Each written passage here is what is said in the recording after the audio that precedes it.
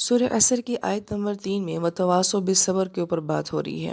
مفسرین کرام یہ فرماتے ہیں کہ آیت مبارکہ کی اگر ترتیب کو دیکھا جائے، اللہ پاک فرماتے ہیں اِلَّا الَّذِينَ آمَنُوا وَعَمِلُوا الصَّالِحَاتِ، مگر یہ کہ کچھ لوگ ایسے ہیں جو ایمان اور عمل والے ہیں، حق بات کی نصیحت کرتے ہیں اور صبر کی بھی نصیحت کرتے ہیں۔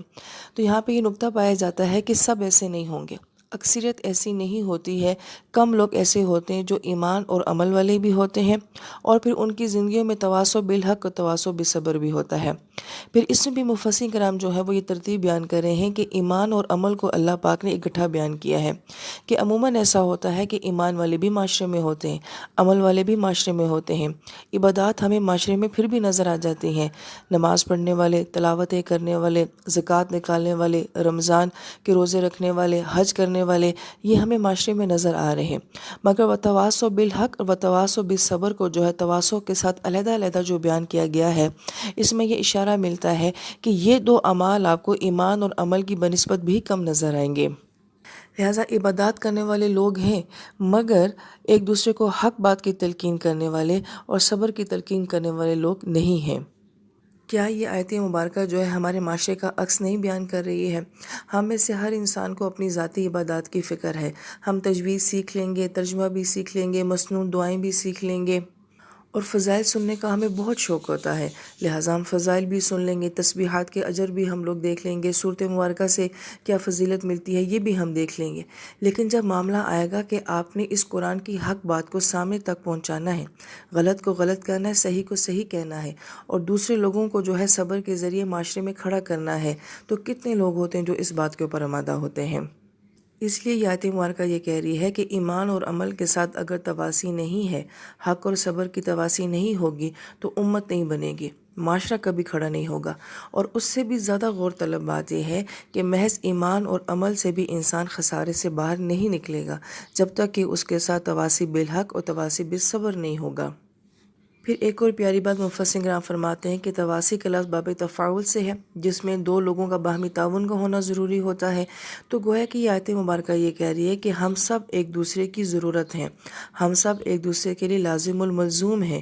ایسا ہو ہی نہیں سکتا کہ انسان تنہا دنیا میں رہے، انسان کا محتاج ہے۔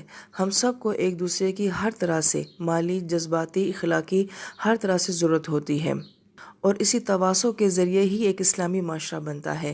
تنہا زندگی کچھ نہیں ہوتی، تنہا انسان کی جنت کچھ بھی نہیں ہوتی، تنہا انسان کے ذاتی اعمال کچھ بھی نہیں ہوتے۔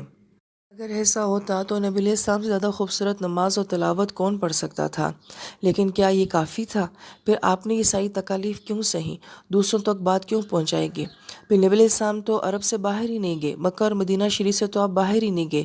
یہ صحابہ کرام جو ہیں، ان کی زندگیاں تو بہترین بن گئی تھی، یہ تو عشرہ مبشرہ بن گئے تھے، سارے صحابہ کے بارے میں جنت کی بشارت ہے۔ ان کو کیا ضرورت تھی پوری دنیا میں جانے کی اور پھیلنے کی، اپنے خاندانوں کو چھوڑنے کی اور دنیا کے کناروں میں جا کے اپنی قبریں بنوانے کی؟ کیوں؟ اس لیے کہ تواصی بالحق اور تواصی بالصبر کے بغیر ان کی جنتیں نہیں بن سکتی تھیں۔ ہم دیکھتے ہیں کہ ہمارا رویہ اس کے بالکل برعکس ہے، ہمیں کسی سے کوئی کنسرن نہیں ہے، ہم کہتے ہیں کہ اس کی اپنی مرضی ہے، اس کی اپنی زندگی ہے، ہم کیوں کسی کو کہیں، بس اپنے آپ تک، اپنے گھر تک یا اپنے بچوں تک محدود ہیں۔ لہٰذا ہر انسان سے اس کی صلاحیت کے مطابق تواصی بالحق اور تواصی بالصبر کا جو ہے وہ سوال کیا جائے گا۔ اب یہاں سے انتہائی اہم نکتہ جو مفسرین کرام بیان فرماتے ہیں کہ تواصی بالحق کو پہلے بیان کیا گیا ہے اور تواصی بالصبر کو جو ہے وہ بعد میں بیان کیا گیا ہے۔ یعنی کہ جب انسان حق بات کرے گا تو اس کا نتیجہ کیا نکلے گا؟ لوگوں کی طرف سے بے عزتی بھی دیکھنی پڑ سکتی ہے، تانا بھی دیکھنا پڑ سکتا ہے، گالی بھی سننی پڑ سکتی ہے اور مار بھی کھانی پڑ سکتی ہے۔ یہ عموماً ایسا ہوا ہے جب آپ سچ بیان کرتے ہیں، جب آپ حق بیان کرتے ہیں، آپ کو یہ سارے حالات سامنے سے دیکھنے پڑتے ہیں۔ مفسرین کرام یہ فرماتے ہیں اس کی سب سے بہترین مثال انبیاء کرام کی زندگی ہے، کیونکہ انبیاء علیہ السلام سے زیادہ حق بات کسی نے نہیں کی، اور بدترین لوگوں میں حق بات کرنے کی مثال یہ صرف نبیوں کی زندگی سے ہی ملتی ہے۔ تو پھر انبیاء علیہ السلام کو کیا فیس کرنا پڑا تھا؟ یہی سارے رویے فیس کرنے پڑے تھے۔ تو گویا کہ جہاں حق ہوگا وہاں صبر ہوگا۔ اب صبر کیا ہے؟ ہم نبیوں کی زندگی میں دیکھتے ہیں کہ وہ بہت کچھ اپنی زندگیوں میں سہتے ہیں، برداشت کرتے ہیں، مگر کیا وہ یہ سب کچھ مجبوری کی وجہ سے برداشت کرتے ہیں، بزدلی کی وجہ سے برداشت کرتے ہیں؟ ہم جو ان کی زندگی کے حالات میں صبر دیکھتے ہیں، کیا یہ صبر ان کا جو ہوتا ہے بے بسی کی وجہ سے ہوتا ہے؟ نہیں، یہ نکتہ سمجھنے والی بات ہے کہ ہم جو انبیاء علیہ السلام کی زندگی کا صبر بیان کرتے ہیں، یہ صبر کمزوری اور بے بسی کی وجہ سے نہیں تھا۔ یعقوب علیہ السلام کا صبر جو تھا وہ بے بسی کی وجہ سے نہیں تھا۔ انسانی فطرت میں ہے رونا، آپ روئے ضرور ہیں، آپ نے دکھ سہا ہے، یہ انسان کی فطرت ہے، مگر آپ کمزور نہیں پڑے ہیں اپنی اولاد کے سامنے۔ اور پھر اتنے برسوں تک اپنے ہی بیٹے کی قاتل اولاد کو برداشت کرنا، اور پھر بیٹا ہی بیٹے کا قاتل ہو، تو کیا یہ ہمت، حوصلہ اور جرأت والی بات نہیں ہے؟ ابراہیم علیہ السلام اگر آگ میں ڈالے گئے تھے تو کیا آپ آگ سے ڈر رہے تھے؟ آپ بزدلی دکھا رہے تھے؟ کیا نبی پاک صلی اللہ علیہ وسلم کو ابو جہل سے ڈر لگتا تھا؟ نہیں، جو انبیاء علیہ السلام کا صبر ہوتا ہے، یہی سمجھانے والی بات ہے کہ ان کا صبر، ان کی جرأت، ان کا حوصلہ، ان کی ہمت تھی کہ وہ باطل سے کیسے ٹکراتے ہیں۔ موسیٰ علیہ السلام کی زبان میں لکنت ہے، وہ قتل کر کے بھاگے ہوئے ہیں۔ اللہ پاک فرماتے ہیں اسی جگہ میں جائیں، پورے درباریوں کے سامنے جا کے فرعون کو دعوت دیں۔ تو کیا فرعون سے ڈر رہے تھے؟ تو یہ گویا کہ انبیاء علیہ السلام کی زندگی کا صبر جو ہے وہ ان کی جرأت اور ان کی ہمت ہے۔ ہم صبر کو کسی اور سینس میں لے جاتے ہیں۔ لہٰذا پہلی بات تو ہمیں یہ کلیئر ہونی چاہیے کہ انبیاء علیہ السلام کی زندگی کا جو صبر ہوتا ہے، دراصل میں وہ بے بسی نہیں ہوتا، وہ ان کی جرأت اور ان کی ہمت ہوتی ہے۔ لیکن یہاں پہ ایک اور بہت اہم نکتہ مفسرین کرام میں بیان فرماتے ہیں کہ ایک انسان کا ذاتی معاملہ ہوتا ہے اور ایک انسان کا دینی معاملہ ہوتا ہے۔ جو دینی معاملات ہوتے ہیں اس میں انسان کو تھوڑا ضرف دکھانا پڑتا ہے، درگزر کرنا پڑتا ہے، کیونکہ باقی دنیاوی معاملات جو ہوتے ہیں ان میں لڑا جا سکتا ہے، ان میں دلائل چل سکتے ہیں اور ان میں مقابلہ ہو سکتا ہے، مگر جب ایک انسان دین کو ریپرزینٹ کرتا ہے تو وہاں پہ مفسرین کرام یہ فرماتے ہیں کہ انسان کو صبر کرنا پڑتا ہے، اور وہ سہنے والا معاملہ ہوتا ہے، برداشت کرنے والا معاملہ ہوتا ہے، وہ درگزر کرنے والا معاملہ ہوتا ہے۔ اور اس کے اندر باریکی کیا ہوتی ہے؟ اس لیے کہ ہم نے سامنے والے کو شکست نہیں دینی ہوتی ہے، ہم نے سامنے والے سے لڑنا نہیں ہوتا ہے، بلکہ ہم نے اس کو اللہ کی ذات کے ساتھ جوڑنا ہوتا ہے۔ لہٰذا دین کا معاملہ بالکل مختلف معاملہ ہوتا ہے۔ یہی وجہ ہے کہ ہمیں صوفیہ کرام کے، ہمیں انبیاء علیہ السلام کے بہت سارے واقعات ایسے نظر آتے ہیں جہاں وہ دشمن کو سہتے ہیں، بزدلی کی وجہ سے نہیں۔ پھر وہی بات کہ ان کا صبر بزدلی اور کمزوری نہیں ہوتی، لیکن وہ حکمت کی وجہ سے سہتے ہیں، یا ان کے دل میں سامنے والے کی ہمدردی اور محبت اور خلوص اتنا ہوتا ہے کہ وہ اس کے رویے کو اس لیے برداشت کر رہے ہوتے ہیں کہ کسی وجہ سے یہ اللہ تعالیٰ کی ذات کے ساتھ جڑ جائے۔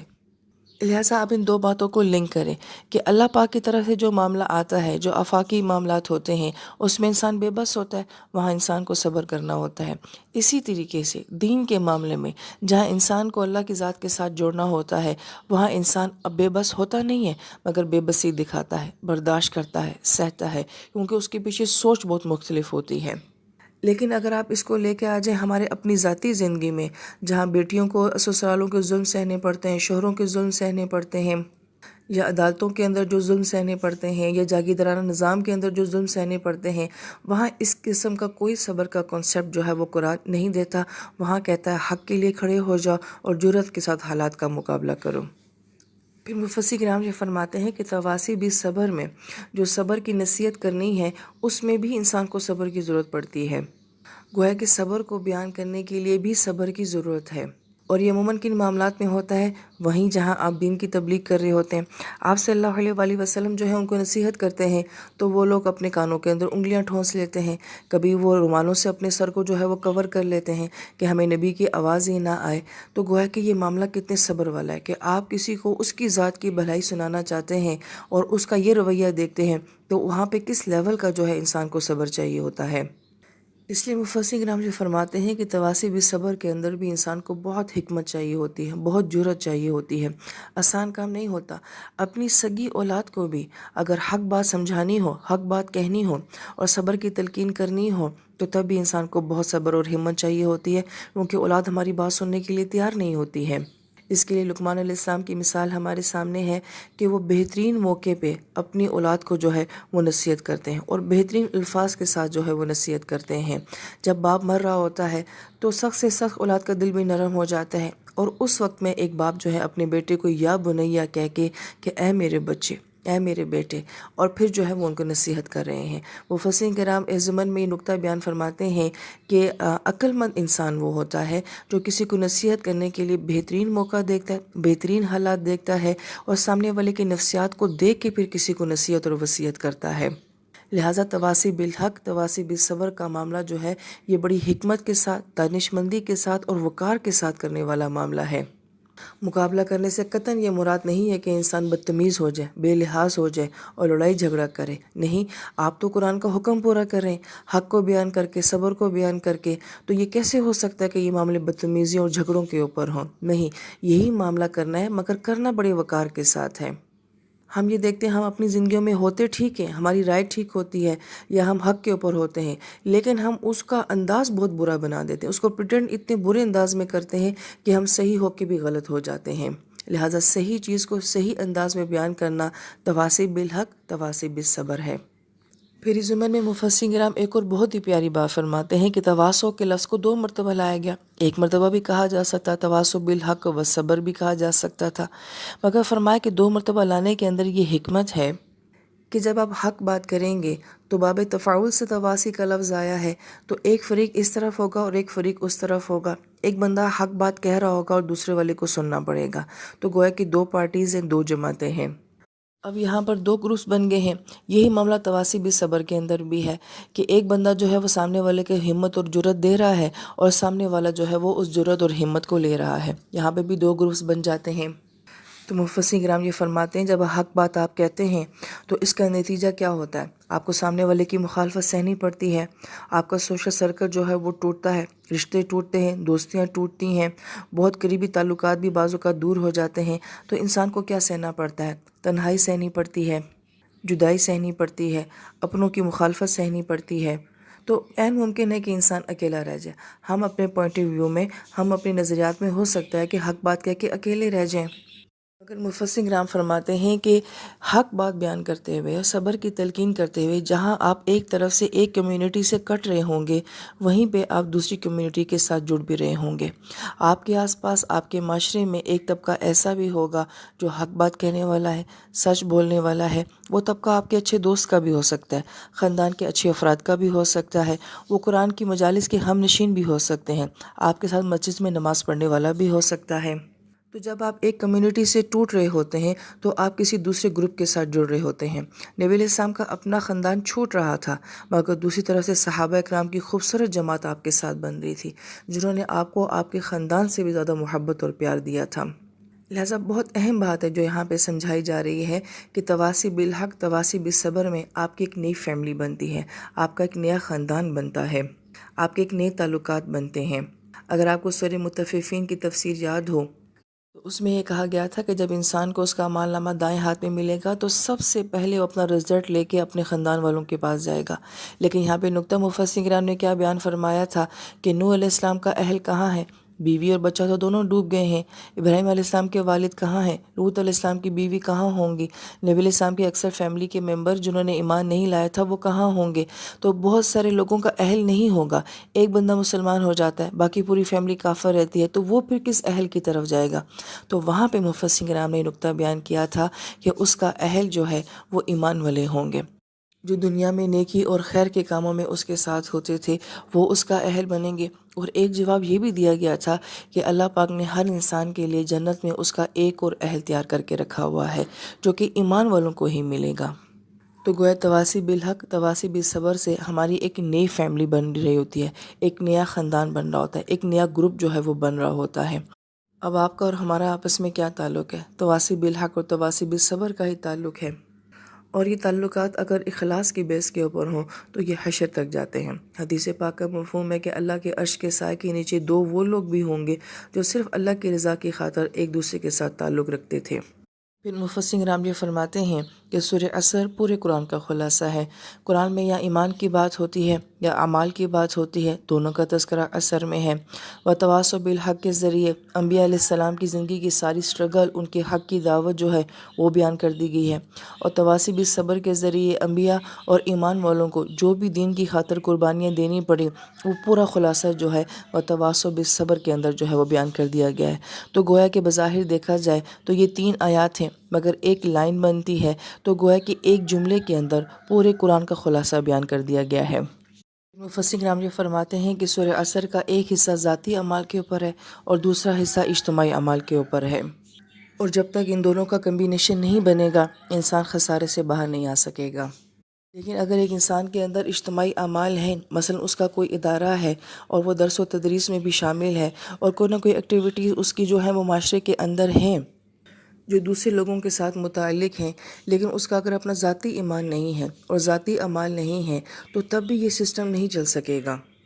اس لیے بعض اہل علم یہ فرماتے ہیں کہ کچھ طبقہ ایسا بھی ہے جو دوسروں کی ہدایت اور اصلاح کی تو بہت فکر کرتا ہے مگر خود اعمال کے اوپر نہیں آتا، اور ایک طبقہ ایسا ہے جس کو صرف اپنی ذات کی فکر ہے، وہ اپنے اعمال کرتا رہتا ہے، انہیں دوسروں کی پرواہ نہیں ہے۔ اثر یہ کہہ رہی ہے کہ جب تک زندگی میں ان چار باتوں کا کمبینیشن نہیں ہوگا، انسان اس خسارے سے کسی صورت باہر نہیں آ سکے گا۔ پھر آخر میں مفسر کرام یہ فرماتے ہیں کہ سورۃ مبارکہ کا مزاج یہ کہہ رہا ہے کہ آپ ذاتی اعمال کرتے ہیں، آپ کا ایمان بھی بہت خوبصورت ہے، آپ کے اچھے اعمال کرنے کی بھی کوشش ہے، مگر جب آپ تفاعل کے ذریعے جو ہے تواصل بالحق تواصل بالصبر کرتے ہیں تو اکیلا انسان کچھ نہیں ہوتا، اس کی حیثیت کچھ بھی نہیں ہوتی ہے۔ اس سے ذریعے یعنی کہ تواصل بالحق تواصل بالصبر کے ذریعے آپ کی مجلس بنتی ہیں، آپ کے حلقے بنتے ہیں، آپ کی کمیونٹی بنتی ہے، اور پھر یہ معاملہ وہ معاملہ بن جاتا ہے کہ جس سے دوسروں کی ذات کو بھی فائدہ ہوتا ہے اور آپ کی اپنی ذات کو بھی فائدہ ہوتا ہے۔ جس تواسی کے اندر جو ہے اپنی ذات کو فائدہ نہ ہو رہا ہو تو وہ دوسرے کو کیسے ہو سکتا ہے؟ مگر تواسی کا سب سے بڑا فائدہ یہ ہے کہ جب آپ دوسرے کو دینے کی کوشش کر رہے ہوتے ہیں تو ساتھ ساتھ آپ کو خود بھی مل رہا ہوتا ہے۔ اس لیے ہمارے اندر جتنا جذبہ ہوگا کہ ہم نے دوسروں کو دینا ہے، اتنی ہی اللہ پاک کی ذات جو ہے وہ ہمیں دے رہی ہوگی۔ ہم قرآن سناتے وقت بار بار اللہ پاک سے یہ کہتے ہیں کہ اللہ پاک ان آیات سے، اس قرآن سے پہلے مجھے ہدایت دینا، میری ذات کو نفع دینا اور پھر کل امت کو نفع دینا۔ تو اللہ تعالیٰ سے دعا ہے کہ اللہ تعالیٰ ہمیں اس زمانے کی، اس وقت کی قدر کرنے کی توفیق دے جو بہت تیز رفتاری کے ساتھ ہمارے ہاتھ سے نکلا جا رہا ہے۔ اللہ تعالیٰ ہمارے ذاتی اعمال کو بھی خوبصورت بنا دے اور اللہ تعالیٰ ہمیں اجتماعی اعمال کرنے کی بھی توفیق نصیب فرمائے۔ آمین یا رب العالمین۔